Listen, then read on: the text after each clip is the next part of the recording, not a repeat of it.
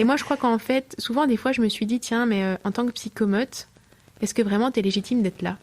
Tu vois, dans le milieu de l'alimentation, dans le milieu des soins palliatifs, dans plein de milieux, je me suis dit, mais comme je sors tout le temps des rails, souvent je me suis questionnée de me dire, mais est-ce que c'est ta place ici? Où les gens pouvaient me dire, mais là, c'est la place des orthophonistes, mais là, c'est la place de un tel, etc.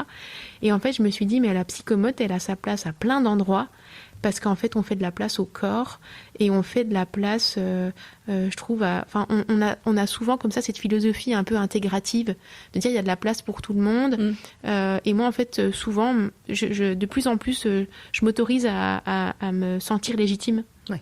De me dire, mais en fait, toi, on t'a enseigné en fait une certaine manière d'être, c'est ça, exactement. un savoir-être, une certaine écoute de l'autre, une certaine bienveillance de l'autre. Et en fait, bah ouais, j'ai ma place parce que j'amène. Ouais, c'est ça. Je pense qu'il faut qu'on s'assume. Et les psychomotes, si vous sortez un peu des rails, de ce qu'on nous a enseigné, d'un schéma classique de rééducation, de séances classiques, etc. Je crois que c'est pas grave et tant mieux. Et je crois qu'aujourd'hui, j'ai envie d'impulser ça aussi. Auprès des étudiants, de dire vous avez aussi votre place dans des endroits où on l'a peut-être pas pensé au départ. Oui.